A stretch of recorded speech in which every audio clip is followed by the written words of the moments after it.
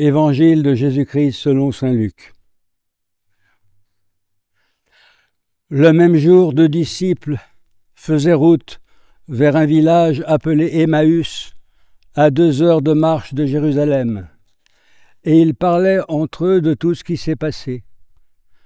Or, tandis qu'ils s'entretenaient et s'interrogeaient, Jésus lui-même s'approcha, et il marchait avec eux. Mais leurs yeux étaient empêchés de le reconnaître.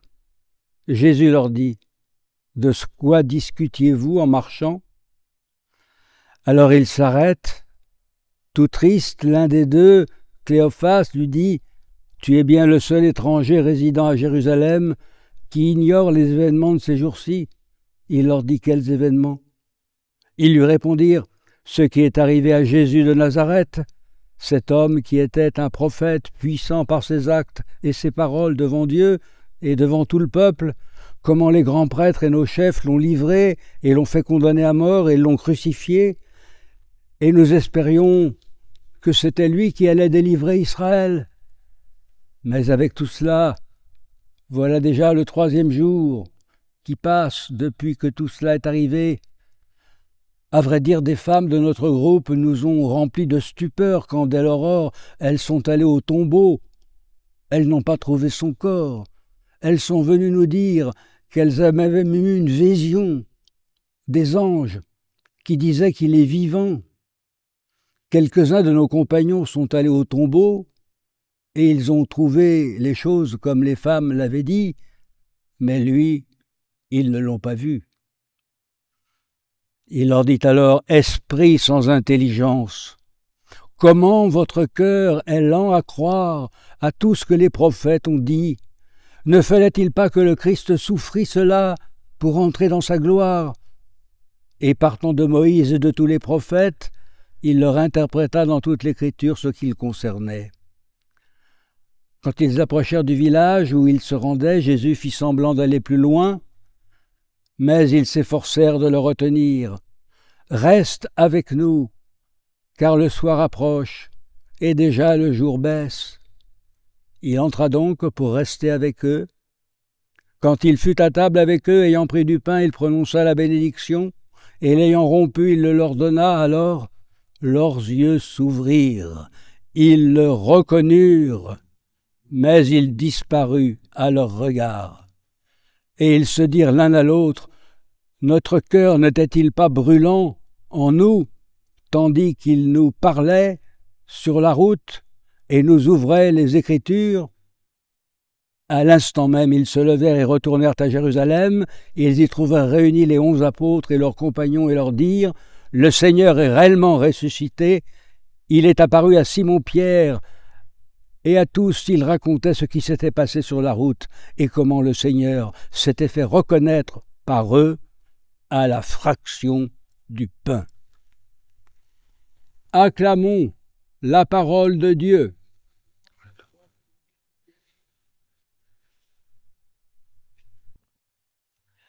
La particularité de notre récit est qu'il nous met en scène 2 disciples de Jésus qui doutent. Et ça d'une manière si forte qu'on est en droit de les juger presque complètement incrédules sur la résurrection des morts en général, et surtout sur celle de Jésus en particulier. Et pourtant, ils reconnaissent que Jésus de Nazareth était un prophète puissant par ses actes et ses paroles devant Dieu et devant tout le peuple, tout comme beaucoup d'ailleurs de nos catholiques, prêtres et laïcs confondus, voire même les non-chrétiens. Mais cette mort en croix a signifié pour eux l'écroulement de leur espérance, alors que pour le bon larron, elle avait été au contraire signe d'espoir et de foi. Jésus avait plusieurs fois quand même prévenu ses disciples, dont ces 2-là, qu'ils devaient souffrir et mourir. C'était le passage obligé vers la victoire. Mais ceux-ci ne voulaient pas et ne pouvaient pas le concevoir, à la différence du bon larron qui avait cru par la seule vision de Jésus en croix. Mais pour les disciples, cela allait beaucoup trop à l'encontre des espérances traditionnelles juives sur le Messie triomphant. Aussi, blessés par la vision du corps supplicié de leur maître, ces deux disciples s'éloignent du lieu du supplice, ruminant leur chagrin et leurs questions mortifères, celles qu'inspire toujours l'incrédulité. Jésus bien va tout de même vers eux, tel le bon berger vers la brebis perdue, tel la lumière qui brille dans les ténèbres et que les ténèbres ne reçoivent pas. Et effectivement, les yeux des disciples, nous dit saint Luc, étaient empêchés de le reconnaître, de voir la lumière, donc, de le voir ressuscité dans son corps de gloire. Et pourtant, j'insiste, ces deux personnages avaient été des familiers de Jésus pendant 3 ans. Et même le texte nous précise qu'ils s'entretenaient et s'interrogeaient, de verbes qui sont toujours employés dans des discussions très sérieuses. Et je l'ai déjà dit, j'y reviens, ils sont nombreux, et plus nombreux qu'on ne le croit, ceux qui ressemblent aux disciples d'Emmaüs. Ils se trouvent très certainement en majorité dans nos églises, lors des services funèbres, le jour de la fête de la Toussaint, comme pour le jour des défunts et les autres grandes fêtes, quelquefois. Parce que maintenant aussi, à cause des médias, il faut savoir que ces deux fêtes, elles sont complètement mélangées, on ne sait plus. Puis si on rajoute Halloween là-dessus, qui est fait pour nous masquer, bon, on voit tout de suite. Il faut toujours donc avoir le souci de proclamer la vérité sur le Christ, à savoir qu'il est ressuscité. Mais entendons-nous bien, cette annonce ne doit pas faire l'effet d'une gifle, comme certaines homélies bâclées d'enterrement, où l'auditoire est matraqué par une suite d'annonces purement doctrinales de la résurrection, sans égard pour le défunt et le chagrin de ceux qui demeurent. On invite même quelquefois à se réjouir. Jésus ne procède pas ainsi, ce qui n'empêche pas la fermeté, parce qu'il commence par leur dire « Esprit sans intelligence, comme votre cœur est lent à croire tout ce que les prophètes ont dit, ne fallait-il pas que le Christ souffrit pour entrer dans sa gloire ?» Fin du texte, citation. Et on dit que partant de Moïse et de tous les prophètes, il leur interpréta dans toute l'Écriture ce qui le concernait. L'essentiel du reproche de Jésus à ces deux interlocuteurs ne porte pas d'abord sur le fait qu'ils n'ont pas compris ce qu'il leur avait lui-même annoncé et que la croix ne leur avait pas ouvert les yeux, comme au bon larron. Non, le reproche, c'est le constat qu'ils n'ont pas su interpréter les paroles saintes de l'Alliance et pas seulement les prophètes, comme on pourrait s'y attendre, mais aussi Moïse, les 5 livres du Pentateuque, la partie la plus sacrée de la Bible, c'est-à-dire la loi. Jésus est donc présent en allégorie, certes, mais réellement dans tout l'Ancien Testament. Il y a donc bien continuité de l'histoire du salut, et que si des hommes comme les disciples de ce texte et ceux qui aujourd'hui leur emboîtent le pas s'éloignent du lieu où la sainteté de Dieu a agi par excellence, Jérusalem, et de sa spiritualité, en lui préférant un spiritualisme exotique, de l'occultisme, tourmenté par des visions de mort et taraudé par des doutes et des questions, ça c'est l'esprit d'Halloween, tout à fait, et qui les empêche de voir la lumière. Ce n'est pas Dieu qui est en défaut, mais leur esprit qui est égaré et détourné de l'héritage que Dieu, dans sa fidélité, leur avait laissé.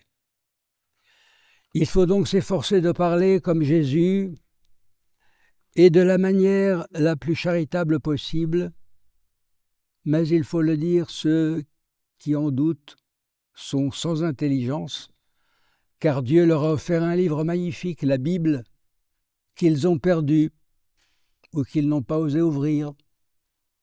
Des prêtres même semblent l'avoir oublié. Quand on leur demande par exemple de faire jouer lors d'une messe de requiem pour un enterrement ce sublime Dies Irae, ils poussent des cris d'effroi, c'est horrible ce chant. Alors que ce vieux poème du Moyen-Âge et sa musique grégorienne constituent une sorte de résumé de toute l'histoire du salut. Il s'inspire du chapitre 3 du prophète Malachie, et il y place même Jésus. L'ancien office des défunts l'a fort heureusement conservé, mais rien n'empêcherait de le placer dans le nouveau. On l'a supprimé, et pire, on ne l'a remplacé par rien, sinon par le chant que je n'ose appeler cantique, parce que Dieu n'y est jamais mentionné, le fameux « trouver dans ma vie ta présence ». La liturgie de la messe des défunts doit donc prendre la place de Jésus auprès des fidèles, comme jadis il parlait aux disciples au village d'Emmaüs. Il apprenait ensuite aux prédicateurs, il appartient ensuite aux prédicateurs dans cette messe d'expliquer là aussi et d'adapter. Certes, les interlocuteurs de Jésus, après ces explications, ne croient pas encore, allez-vous me dire, certes, mais ils éprouvent le besoin de retenir l'étranger, hospitalité oblige, certes, car cet homme-là, voyez-vous, les avait troublés. Plût à Dieu qu'en sortant de nos offices, où l'on a parlé de la mort, ceux qui ont vécu une vraie liturgie et entendu l'homélie désirent encore entendre, et que notre Amen final ne coïncide pas avec leur « ouf, il a fini ». Jésus est reconnu à la fraction du pain. Et la formulation du verset 30 qui le dit, elle est quasiment la répétition de l'institution de l'Eucharistie dans l'évangile de Saint Luc. Donc c'est l'Eucharistie qui fait prendre conscience de la réalité de la résurrection. Et ce qui est curieux en ce qui concerne les commentaires, c'est qu'il a fallu attendre saint Augustin et un sermon de l'an 400 pour que les choses soient bien comprises ainsi. Là aussi, comme pour les disciples d'Emmaüs, les esprits ont été, dans ce domaine, privés d'intelligence et les cœurs lents à croire. Faut-il en dire plus pour montrer à quel point il est important de célébrer la messe lors d'un service funèbre et d'expliquer comment son action purificatrice atteint différemment les vivants et les morts. Et je vous cite une partie du sermon de saint Augustin évoqué précédemment. Je cite, « Par conséquent, dit-il, les pompes funèbres, les convois immenses, les dépenses faites pour la sépulture, la construction de monuments splendides sont pour les vivants une consolation telle quelle.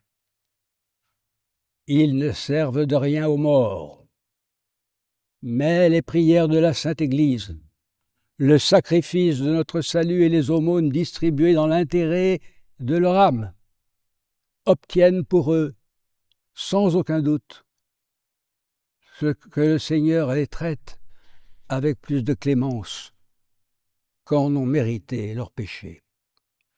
En effet, la tradition de nos pères et la pratique universelle de l'Église veulent qu'en rappelant au moment prescrit durant le sacrifice même, c'est-à-dire la messe, le souvenir des fidèles qui sont morts dans la communion du corps et du sang de Jésus-Christ, on prie pour eux et on proclame que pour eux on sacrifie.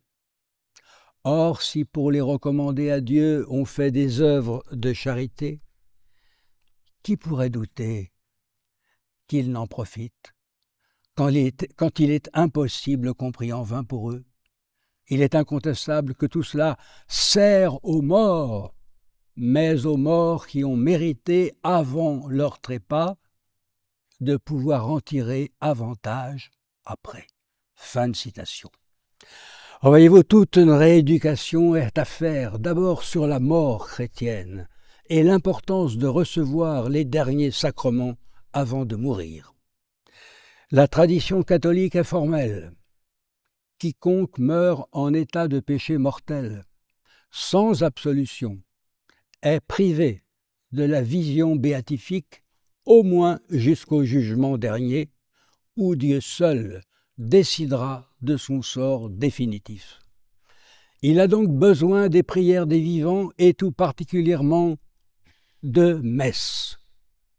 Même rééducation en matière de préparation du service funèbre, tant auprès des organisateurs paroissiaux, prêtres et laïcs, que des familles dans le deuil, qu'il faut prendre le temps de recevoir et d'entendre.